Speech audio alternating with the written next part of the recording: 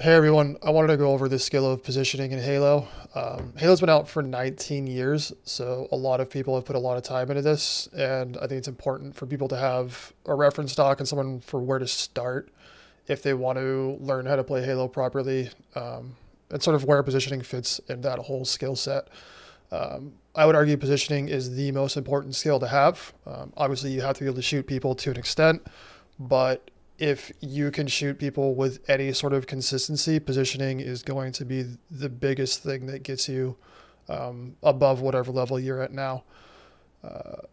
Positioning is not specific to Halo. It's in every FPS game. And really, if you have a player in a video game, positioning is relevant. Skyrim, Mario, all of that. So let's get into what it is and why it's important. The short version of positioning is just where you're standing. This has two major components to it. They're sort of macro and micro versions of positioning. Macro is most known as map control. It's where you are on the map in relation to everybody else. This is important, we'll get into later, but the short version is how much of the map your team and you yourself are controlling compared to the other team.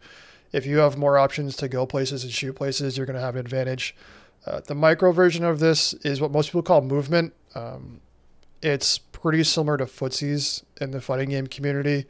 It's more concise movement when you're in fights with other people, sort of how you move around the geometry of the map while you're shooting one or two people.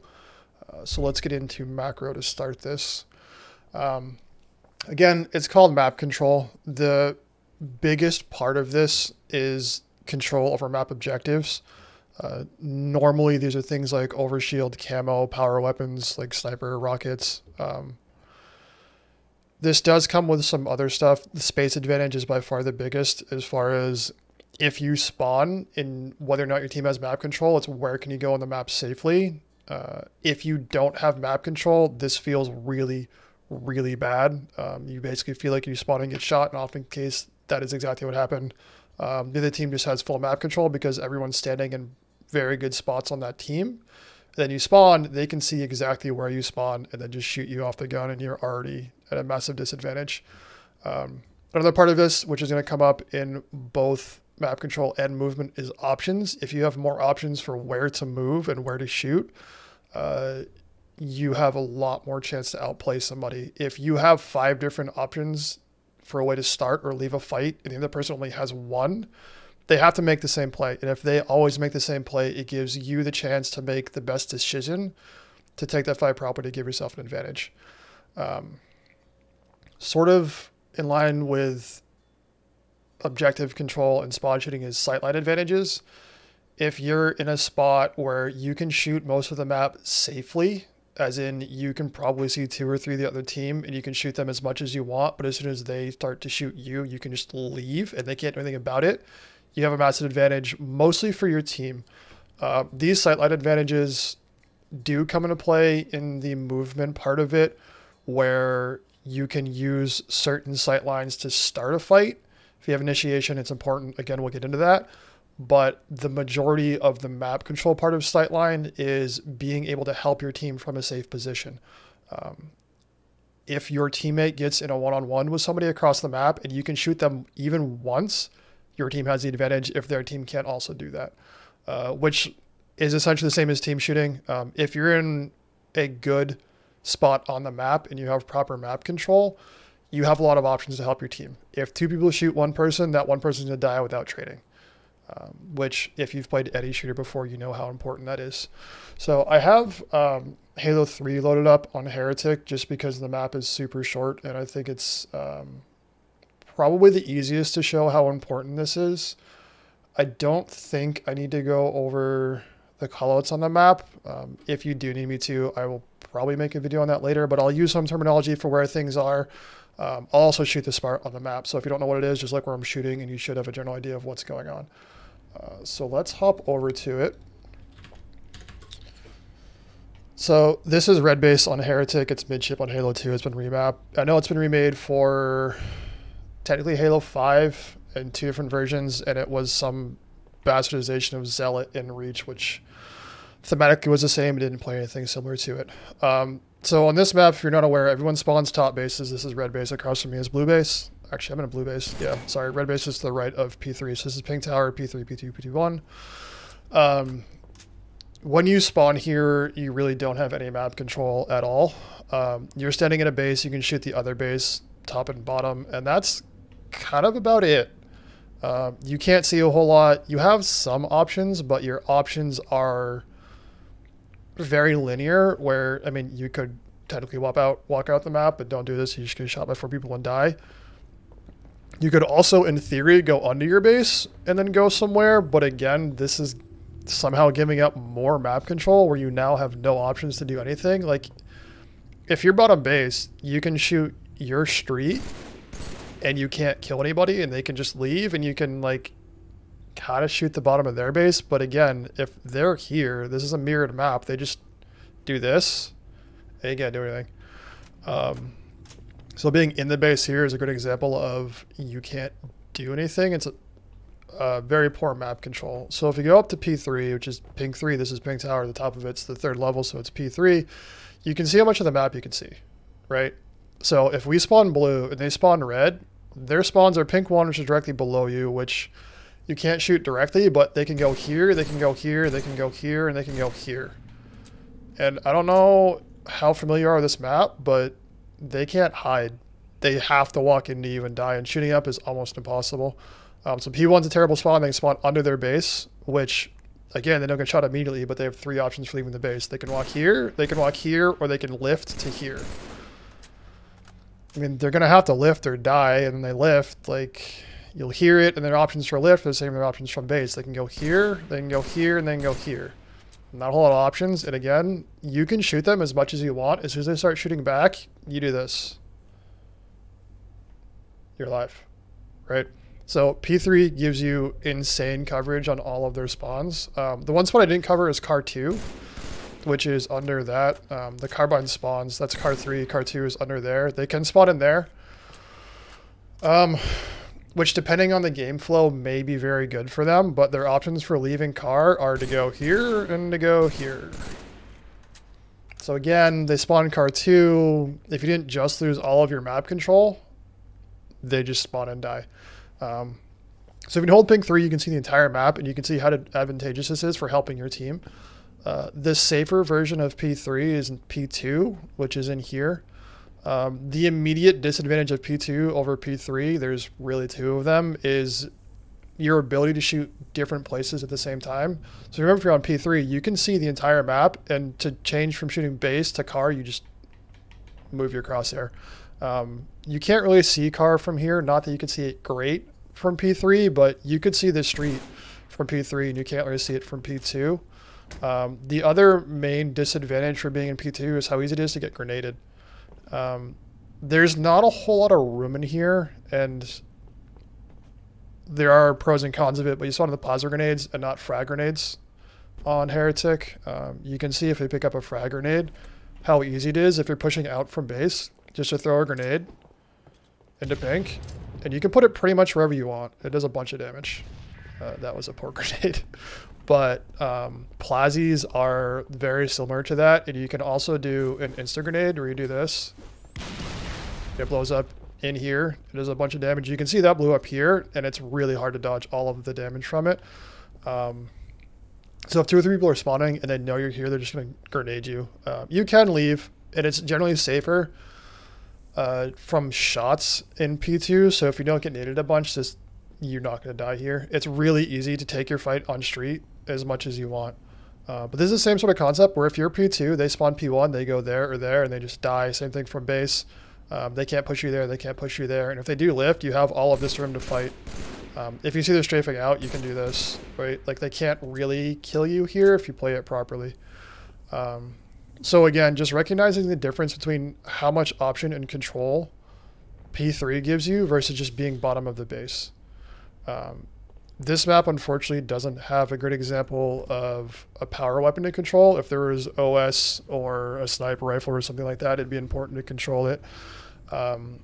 If you're familiar with narrows, having mid is a good example because of how easy it is to get rockets. Like, if you are only in a base in narrows, the team has top mid and their base and rocket spawn, they just get rockets and you can't do anything about it. So that's the general idea of map control and why it's important. And let's take a look at movement. Again, you'll see options are on this list. How you take a fight really determines how it's going to go for you. If two people run at each other in the open and just hold forward, it's usually a 50-50. I mean, you can get people to miss shots, but traditionally, and I think every Halo game, yeah, I can't really think of one where it's easy to make someone miss a shot. Halo 5 has the most opportunity for this with the way the Magnum works and with thrust specifically. So there are options for mechanically outplaying people, but if you're at a level where you can do that, you're not going to just have two people walk each other in the middle. So those options play into initiation. If you get the first shot and you don't miss your bullets, you win. They just die. In Halo 3 MLG, it's 4 shots. It's 5 shot with the Halo 5 Magnum. It's 4 shot. Also in Halo 2, the pistol in Halo 1, I think it's technically a 3 shot. So in theory, if you're playing people of your same skill level, you should expect to kill each other in the same number of shots. And those shots almost never happen simultaneously. Someone's going to shoot somebody else first. The cadence will be the same. So maybe 1 shot, 2 shot, 3 shot, 4 shot, 5 shot, or however many shots it is. That cadence should be about the same. But if it's 1, 1, 2, 2, 3, 3, the person who shot first is going to kill you first. Your 5th shot's just not going to come out. We'll go over that shortly on midship for sort of how this would look in a real game situation. But if you can hammer down moving around the map near you in very short, specific positions, it will give you an advantage to start fights properly. The other thing is very related to map control. If you have map control and you're losing a fight and you can delay dying, you give your team many more chances to help you turn the fight.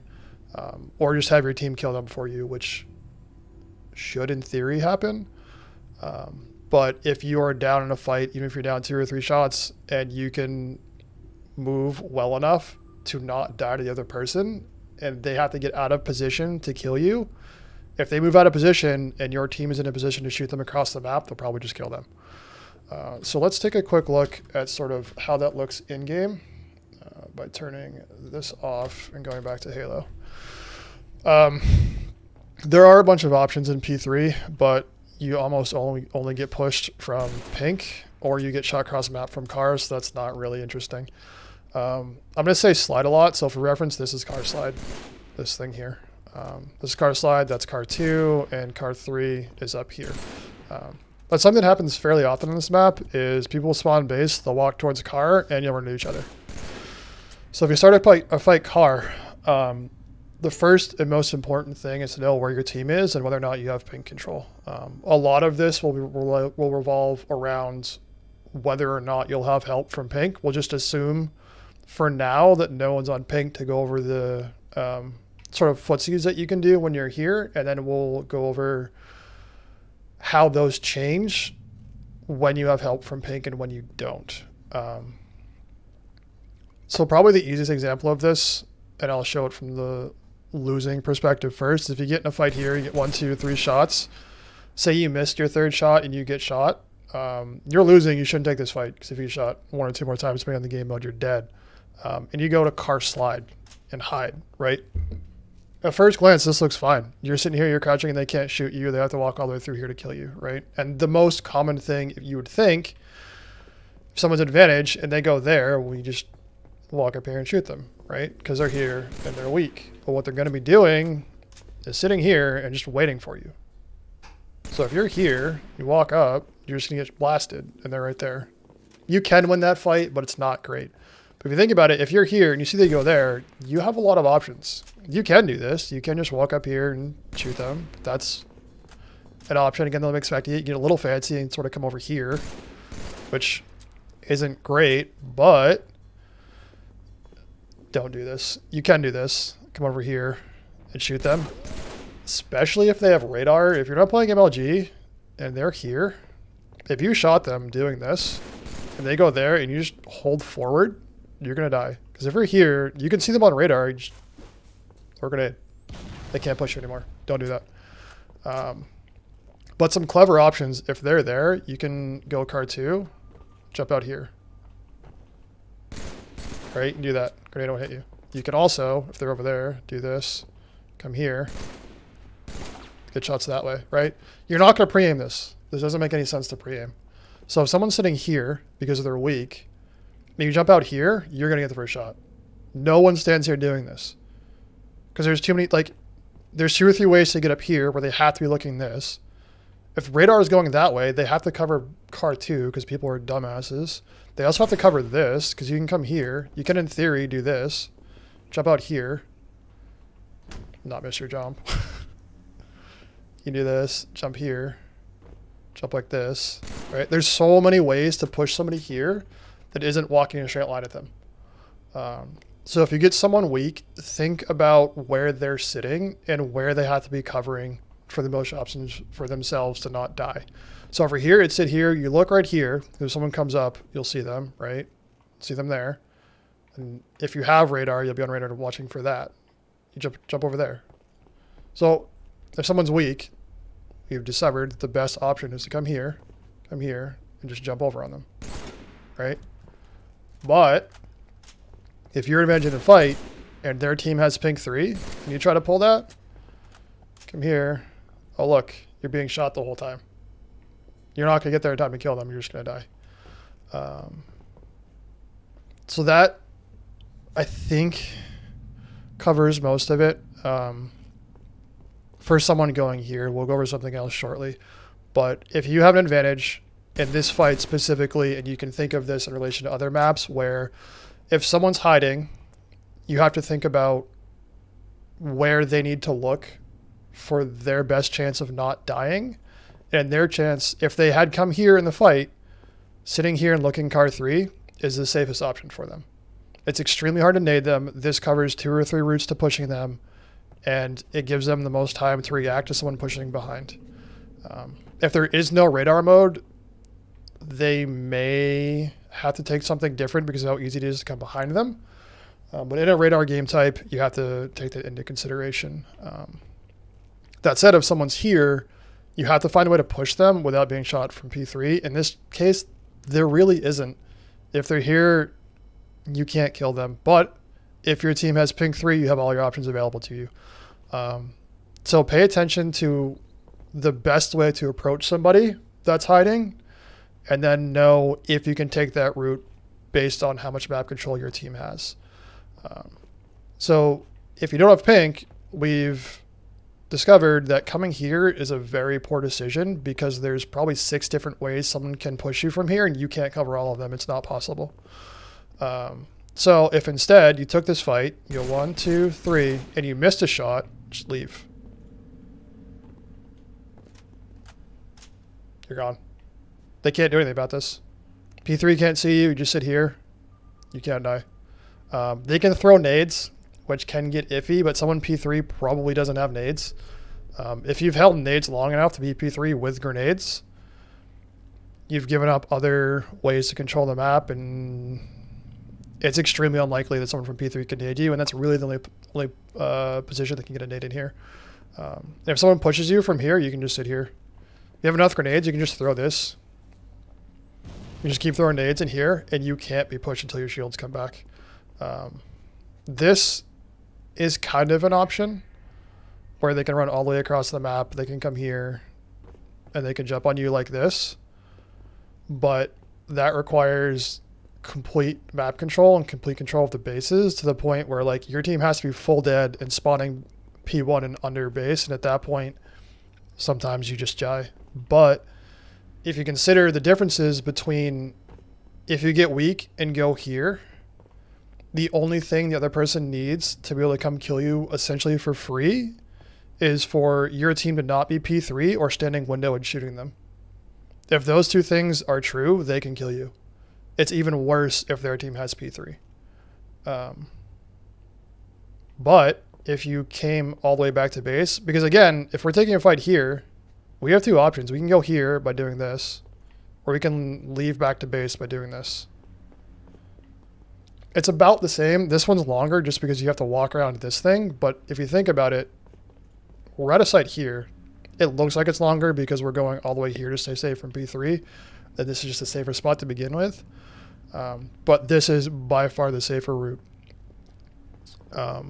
If you know by watching kill feed that your team is taking pink control, pushing here is probably better because it gives you more options to take car 3 in their bubble after this fight's over. So understanding your team's position on the map is important and where you're going to want to be next.